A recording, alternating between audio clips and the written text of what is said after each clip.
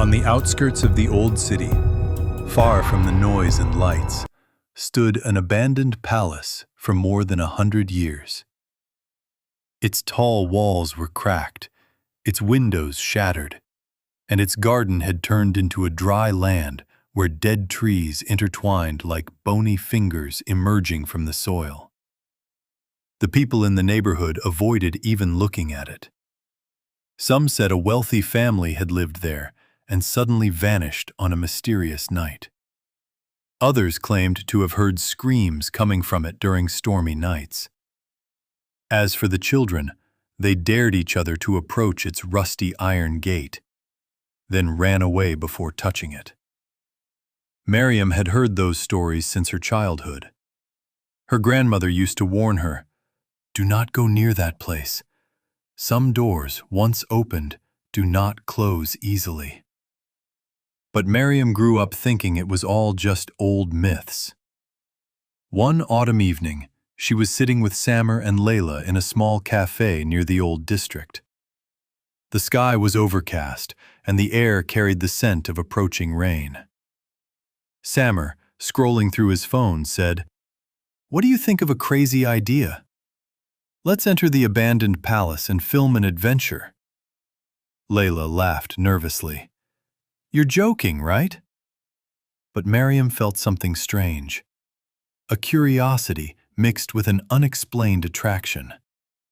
She didn't know why, but she quietly said, "We won't lose anything, just a quick tour."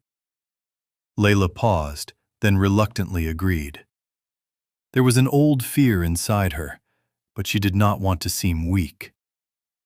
Dusk approached as they reached the dirt road leading to the palace.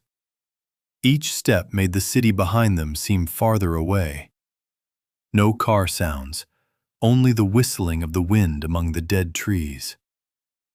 Miriam suddenly stopped. She felt as if someone was watching her. She raised her head toward the palace. In one of the upper windows, she thought she saw a swift movement, like a shadow pulling back behind the broken glass. Just an illusion, she told herself. They arrived at the iron gate. It was half open, creaking faintly in the wind.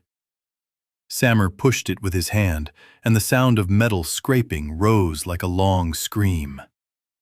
They entered the abandoned garden.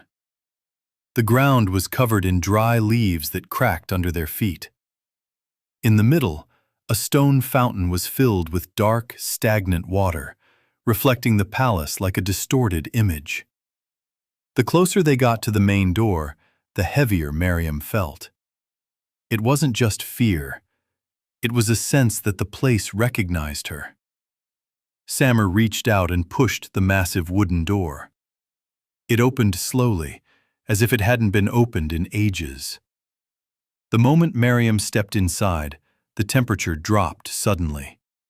Not a mere breeze, but a cold that pierced the bones. The three exchanged tense glances. Then, without anyone touching it, the door slammed shut behind them, shaking the walls. The echo of the closing door resonated through the palace as if announcing they were no longer alone. The echo lingered unnaturally long, as if the sound traveled through endless corridors. The three stood silently. Samer took out his phone and turned on the flashlight. The weak beam revealed thick dust floating in the air, as if the place hadn't been touched for decades. The marble floor was cracked, and an old tattered carpet stretched along the long corridor ahead. Samer tried to break the silence. "Don't be afraid. It's just an old house." But his voice lacked the confidence he intended. They proceeded slowly. Each step emitted a soft creak, as if the floor itself complained about their presence. The walls were covered with peeling layers of paint, but something else was clear among them. Symbols. Not ordinary writings, nor children's drawings. They were deeply carved into the wall, as if someone had used a sharp tool to etch them carefully. Circles within circles, like eyes inside eyes. Straight lines intersecting at sharp angles.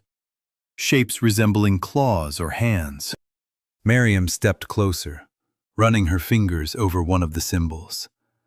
Its texture was rough, but what unnerved her was that the carving seemed recent, not as old as she expected. "These aren't old. Someone did this," she whispered. Layla also approached, then stepped back quickly. "Look, here too." The symbols repeated along the corridor, almost in the same pattern, as if a message or a warning. Suddenly, Miriam noticed something else. Every time Samar directed the light toward a certain symbol, the lines seemed to reflect the shadow in a strange way, as if they moved slightly. She closed her eyes and opened them again. "Are they moving?" she asked in a low voice. Samar laughed, but it was a tense laugh. "It's just the light effect." They continued until they reached a massive staircase leading to the upper floor. On the side of the stairs, a large painting had fallen from its frame, torn. Only part of a woman's face remained, with wide eyes, staring directly inside. Miriam froze. The eyes seemed familiar, uncomfortably so. Suddenly, Samar's flashlight flickered off for a moment, then returned. In that second of darkness, Miriam swore she saw something standing at the top of the stairs. A long shadow, head tilted slightly, featureless. "There's someone above!" she screamed. Samar shone the light upward quickly. Nothing. But when the beam moved slightly to the wall beside the stairs, one of the symbols they had passed earlier had changed. It was no longer just an etching. Black, viscous liquid oozed from it, dripping down like dark blood. Layla gasped and stepped back. "That wasn't here a minute ago." Samar reached out to touch the liquid, but stopped abruptly. The liquid wasn't just dripping downward. It moved, forming a new line, as if someone was drawing an additional symbol before their eyes. At that moment, they heard a very faint voice. Not from outside, but from inside the wall itself.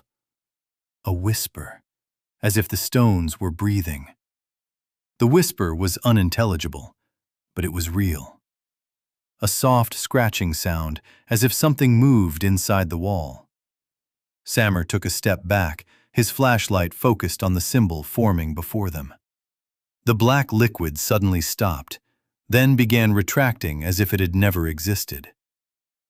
This is impossible," Samar said shakily. Layla grabbed Miriam's arm tightly. "Let's go upstairs. Maybe someone is trying to scare us." She wasn't fully convinced, but she wanted a logical explanation. They climbed the stairs slowly. Each step moaned, as if the wood refused to carry them. The air upstairs was colder, heavier. They reached a long corridor with a torn piece of fabric dangling from the ceiling, moving slowly despite the absence of wind. Doors on the sides were half open. At the end, a large hall appeared, with tall, broken windows. They entered cautiously. In the middle, a massive chandelier hung from a rusty chain. The floor was covered with broken glass and thick dust. They stood together, breathing fast. Suddenly, Miriam noticed something strange. On the opposite wall, their shadows reflected by the flashlight. 3 shadows. But, after a few seconds, a 4th shadow appeared. It was taller than all of them. Its head tilted unnaturally, arms longer than normal. It was not behind them, as the light was in front. Miriam whispered barely audibly, "Don't move." Samar tried to convince himself, "It's just a column's shadow." But there was no column. The 4th shadow moved slowly. No one moved. Only the shadow. It raised its long arm, as if pointing at them. Layla began to cry. "I see it. I didn't see it before, but I see it now." Suddenly, the chandelier above shook violently, as if an invisible hand had pulled it. The glass collided, producing sharp sounds. Sammer shouted, "Run!" But before they could take a step, the phone light went out completely. The place plunged into absolute darkness. It wasn't ordinary darkness. It was dense, suffocating, sticking to their faces. Then they heard footsteps, not theirs, slow, heavy, circling them in the dark. Miriam felt cold breaths near her ear, a clear whisper this time. Finally. She screamed, waving her hand in the air, but touched only emptiness. Suddenly the light returned. The chandelier fell, smashing right in front of them. They jumped back in terror. They looked at the wall. No longer 3 shadows, but 4. The 4th shadow was no longer on the wall. It stood right behind them. When Sammer slowly turned, he saw nothing. But Miriam saw. She saw that the face had no features. Behind Sammer, that entity stood, tall, unnaturally thin and elongated, head sharply tilted as if the neck was broken. The face, featureless. Yet she felt it was smiling. Miriam screamed, "Don't move, Sammer!" Sammer panicked. "What? What is it?" The moment he turned quickly, the entity vanished. But the floor beneath their feet trembled lightly. The broken glass vibrated. The air thickened, as if the space was shrinking around them. Layla panting, "Let's get out, the door! Where's the door?" They ran toward the corridor, but when they reached it, it wasn't as it had been. It was longer, much longer. The doors on the sides had changed. Some were tightly closed, some open, emitting darkness deeper than the rest of the palace. Whispers rose, multiple this time, not one voice. Intertwined whispers, rapid, speaking in an incomprehensible language, but repeating one name clearly. "Miriam, Miriam." She covered her ears. "Stop!" Sammer held her. "There's nothing, no one is speaking." Suddenly, he heard it too, very close to his ear. A warm whisper full of hatred. "It's your fault." Sammer froze, his eyes widened. "Did you hear that?" he whispered brokenly.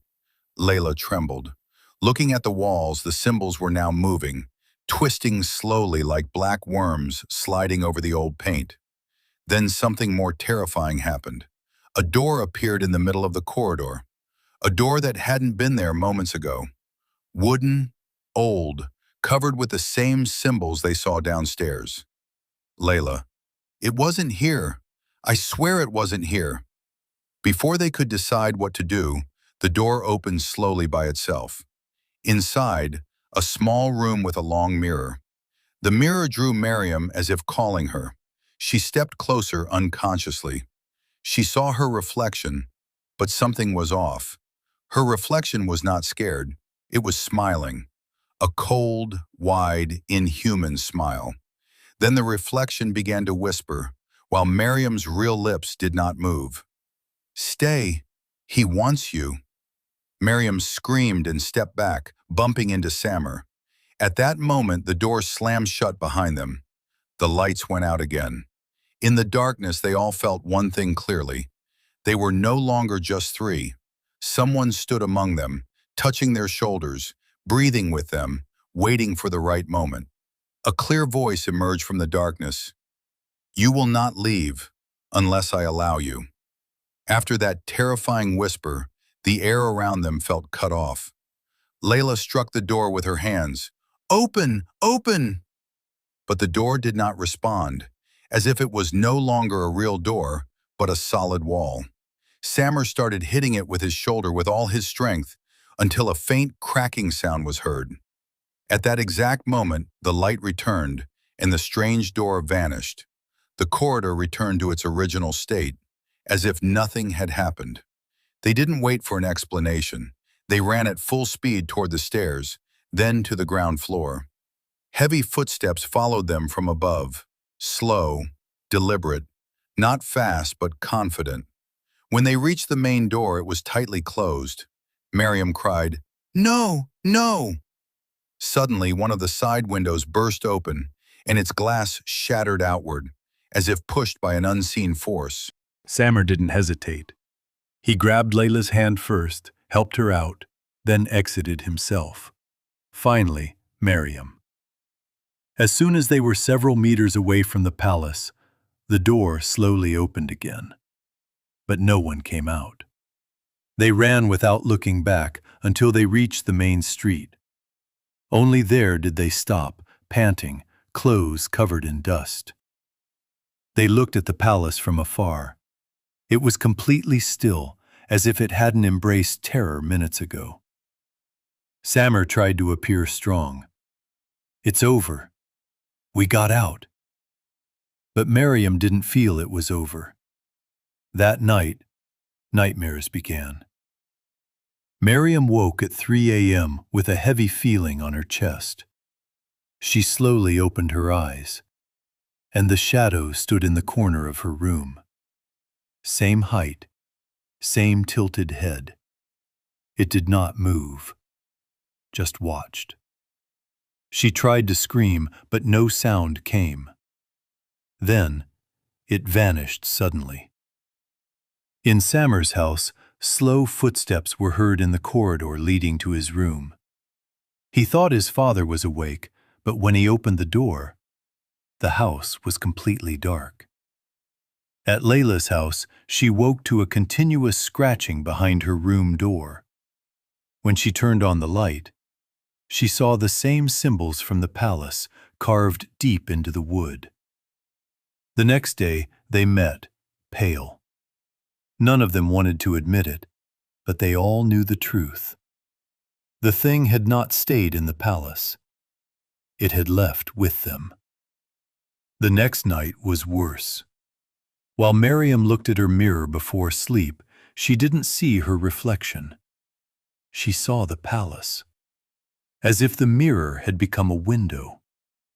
Upstairs, behind a window, she saw herself, standing there, and the shadow stood behind her.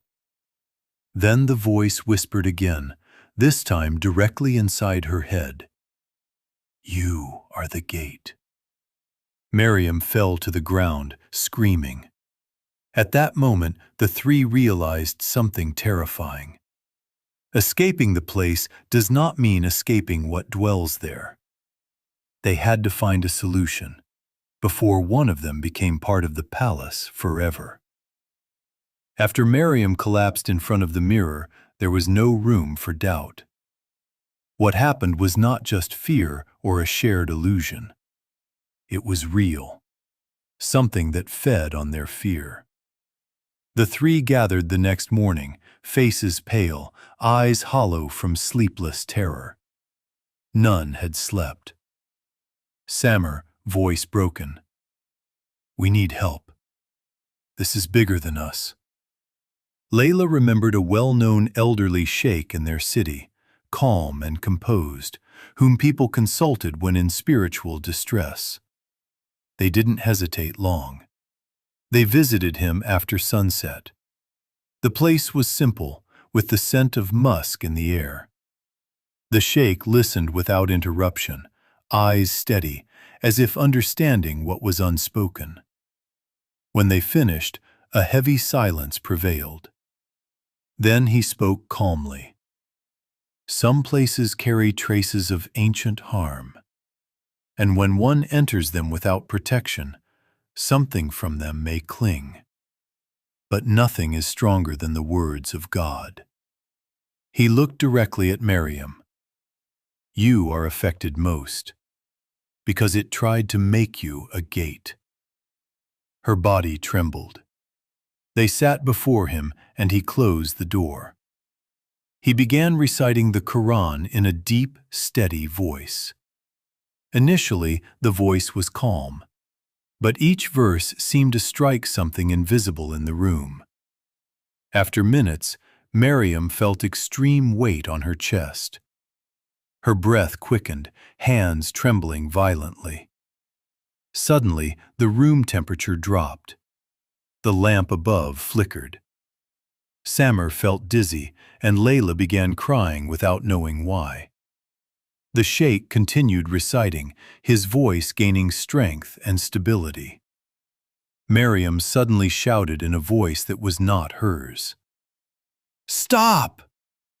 Layla fell to the ground from sheer terror, while Samer held Miriam's hand, trying to stabilize her. The sheikh did not stop. His voice filled with power. Miriam trembled violently, as if something was trying to cling to her from within. Then she let out a sharp, long scream, piercing the walls of the room. At that moment, a sound like breaking glass was heard, though nothing had shattered. Then silence fell. Miriam collapsed, panting. The temperature returned to normal. The lamp stopped flickering. The sheikh said calmly, "The attachment has been cut by God's will. But keep up your prayers and never return to that place." The following days were calm. No more shadows in corners. No more whispers at night. Symbols disappeared from Layla's door. Nightmares stopped. They began to believe it was over. But a week later, Miriam was passing by in a taxi near the old road leading to the palace. She tried not to look, but something drew her eyes. Upstairs, behind a broken window, there was a shadow. Not long this time. A girl's shadow, standing by the window, head slightly tilted, watching the road, smiling. A smile she knew well, because it was her own.